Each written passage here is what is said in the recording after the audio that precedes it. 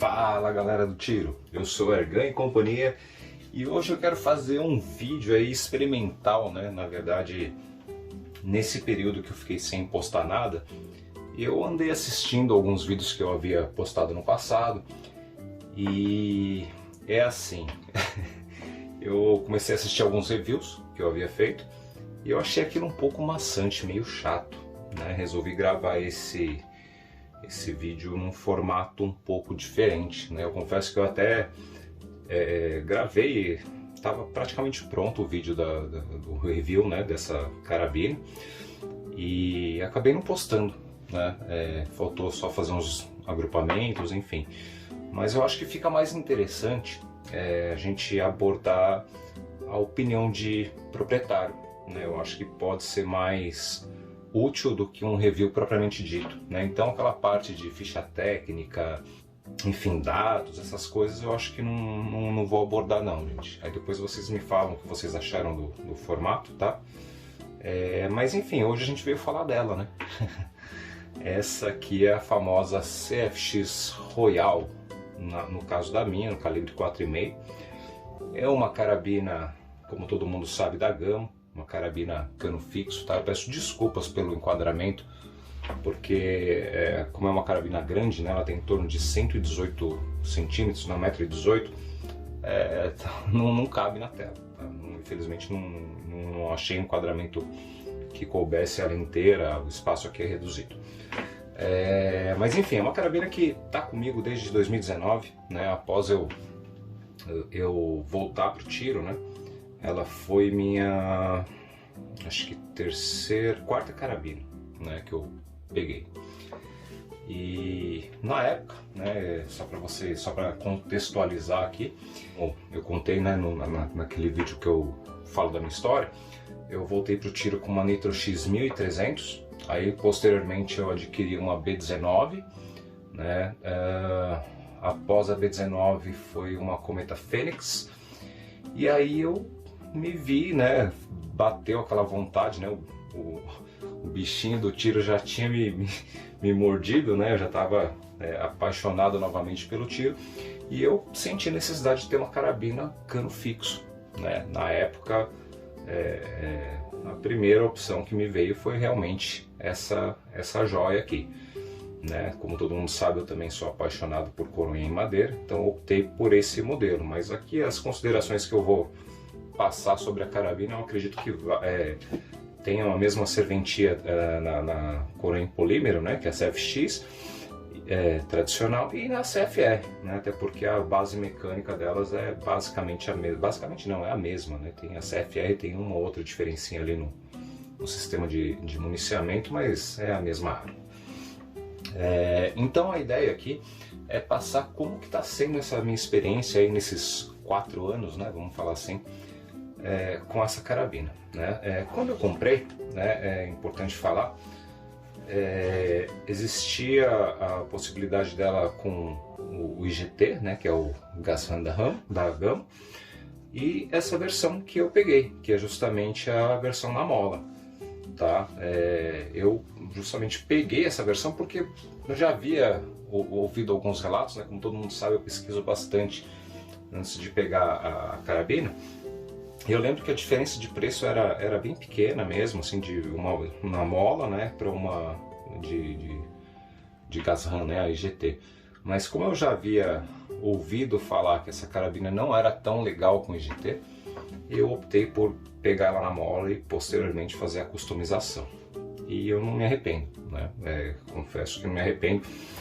No primeiro ano eu atirei muito mesmo com essa carabina, foi a carabina uma das carabinas que eu mais atirei até hoje.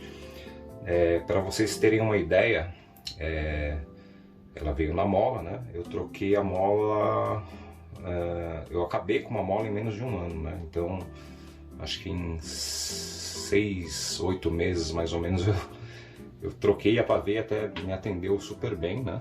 Acho que foi o Frank na época que me atendeu e trocou assim super rápido para mim, assim, fiquei maravilhado. Como que foi a minha experiência com relação a ela original? Tirada da caixa, né, na mola, eu te falo que ela era muito parecida em termos de desempenho com o que eu tinha na Cometa Fênix. Ela era melhor que a B19, Nitro X 1300 era outra proposta, né? Então não teria como a gente comparar. Mas era uma carabina que já fazia bonito, né? Lógico que quando a gente trabalha com ela na mola original, a vibração que a gente sente é forte, né? E o principal pecado é o gatilho, né? O gatilho original dela, a gente sabe que, como toda a gama, né? Precisa ser trabalhado para poder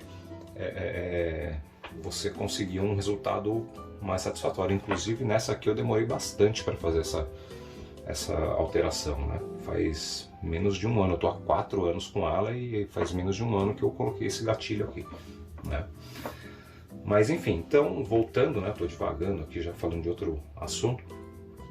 Na mola original ela era muito boa, né? Rivalizava com as melhores brake barrels aí do mercado. Mas realmente, assim, para ela mostrar todo o potencial, tem que ter uma customização com GR ou então algum kit, né? Com uma mola um pouco mais fraca, alguma coisa nesse sentido, porque aí realmente você tem uma transformação dessa joia, né? Como todo mundo sabe também, acho que já foi muito falado aí em vários vídeos, né? Tem bastante gente que já fez review, até esse foi um outro motivo também que me levou a falar sobre a minha opinião pessoal, né? Porque review tem de monte da CFX, então acho que não faz muito sentido, né? Fazer outro. Inclusive reviews muito bons aí.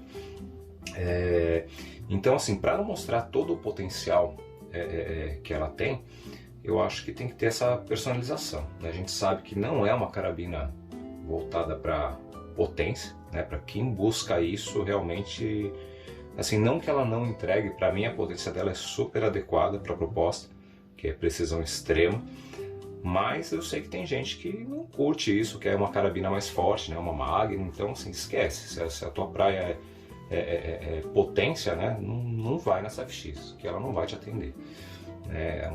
Um dos maiores problemas, né, da gente jogar uma potência, jogar uma mola mais forte é justamente, eu não sei se vai dar para ver aí, deixa eu aproximar, aqui ó, o tambor de municiamento, né, essa peça aqui.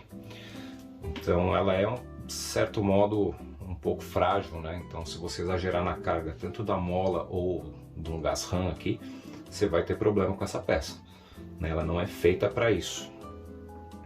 Tá? Então se realmente a proposta da pessoa for uma carabina potente, melhor partir para outras opções aí que vão te atender melhor. Agora, se você está buscando uma carabina com excelente precisão, eu te falo hoje que não tem nada no mercado que vá te oferecer o que uma CFX te oferece pelo que ela custa, né? A gente sabe que agora, né, no Brasil está complicado, né? Tudo subiu. Ela não é mais uma carabina assim, então assim, nunca foi na verdade, né? Ela sempre foi uma carabina um pouco mais cara, mas em vista, eu tava até vendo, né? Para gravar esse vídeo eu puxei lá a data, acho que foi em abril de 2019 que eu peguei. Naquela época, com capa, eu paguei coisa de R$ 2.400, R$ 2.300. Hoje a gente sabe que essa carabina está em torno de 3,5 a 4, né? Então realmente não dá para falar que é uma carabina barata. E é difícil encontrar, inclusive, né? A Royal, né? Corã de madeira 4,5 eu acho que não tem, né? Eu pelo menos faz tempo que não vejo. Mas, olha eu devagando de novo aqui, né? Desculpa aí, gente. Mas a ideia é gravar como se fosse um papo de boteco, né? Então, passar realmente o que eu penso. Falando um pouquinho sobre questão de padrão de acabamento, né? Eu acho que ela tem um padrão ok, né? Ela é muito bem construída. A parte de madeira dela é muito bonita, né? A oxidação é padrão Gamo também boa, né? Muito boa. Algumas coisas assim que eu não gosto tanto assim, a questão do zigrinado eu acho que poderia ser um pouco mais trabalhado, né? Não sei, né, se também é um pouco de preciosismo meu, mas eu acho que poderia ter um padrão um pouco mais bonito. E a questão do muzzle dela, né, que eu acho bem, deixa eu ver se eu consigo mostrar aqui para vocês, ele é em plástico, né? Então eu acho que essa carabina, por tudo que ela pode te proporcionar, ela merecia um conjunto aqui em alumínio, né? Eu acho que ficaria melhor na arma, né? Essa minha, eu não sei como é que tá vindo as atuais, né? Também ela vem com esse sobretrilho, né? Como a gente sabe, é comum nas Gamo, né? Vir com esse sobretrilho. Não é o RR, né? Ele é o sobretrilho padrão, mas ajuda bastante a questão da altura, né? Da luneta, principalmente para sobrar mais espaço aqui no municiamento, né? Então, se você não exagerar tanto, né? Vai dar para municiar tranquilamente. Esse é um outro ponto aí que o pessoal reclama bastante. É fato, né? O municiamento dessas carabinas aqui, ele é um pouco mais chato, né? Principalmente para quem tem mãos grandes aí, vai sofrer bastante, né? No calibre 4,5. Mas é questão também de costume, né? Depois que você acostuma, dá para ir tranquilamente. A ergonomia dessa arma, né? Como todo mundo sabe, é uma carabina comprida, tá? E o fato, né, dela ter esse sistema de basculamento aqui underlever, né, com a alavanca, faz com que o peso dela seja mais concentrado na parte da frente, né? Então, para quem vai atirar em pé sem apoio, não é legal, né? Vai ter que fazer um preenchimento aí de coronha, alguma coisa nesse sentido, e mesmo assim é uma carabina que vai acabar ficando muito pesada, né? Ela já não é leve, né? Original, salvo engano, ela tem acho que 3,5 kg, né? Então você imagina com mais um preenchimento de coronha, vai beirar os 4 kg aí, né? Então não sei, acho que não é a proposta, né? Apesar dela vir com um conjunto de mira aberta. Eu sei que tem gente que usa para tiros em pé sem apoio, se não me engano, em alguns lugares aí ela é aceita, né? Nos campeonatos de 10 metros. Enfim, eu sei que não é a regra, né? Normalmente não se pode, né? Não se deveria usar, né? Porque realmente pô, cara, a precisão dessa carabina a 10 metros é realmente sacanagem, né? Assim, não dá para comparar com outras carabinas aí de cano basculante. Mas enfim, né? Cada um. Tá certo que, né, se a pessoa for usar realmente para 10 metros, vai ter aquela questão, né, de gerir o peso e tal. Talvez isso acabe balanceando aí essa questão do uso dessas carabinas em provas de 10 metros, mas enfim. Prioritariamente, né, acredito eu, né, que o pensamento na utilização da CFX é realmente assim, com o uso de uma boa luneta, né, e para tiros apoiados, né, até pelo desenho da telha que a gente percebe que ele é bem reto, né, acaba facilitando aí nesse tipo de utilização. Então, até pela precisão dela, né, para a gente extrair o máximo do que essa carabina pode oferecer, eu acho que é a melhor forma, né, você usar uma luneta e usar ela apoiada. Aí você vai realmente se surpreender com o que ela te entrega.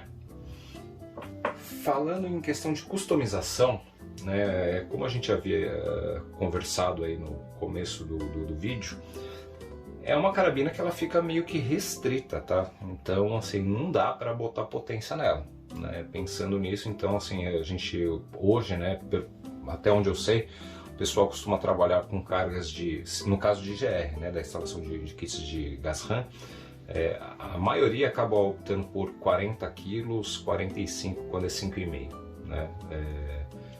É o padrão, né? Se você tem gente que coloca 45 no 4,5, enfim, gosta do resultado, mas a minha particularmente está com um inverter, né, kit inverter de 40 kg da Elite, e estou super satisfeito, assim, velocidade com rifle round, né? Ele fica em torno de 240 metros.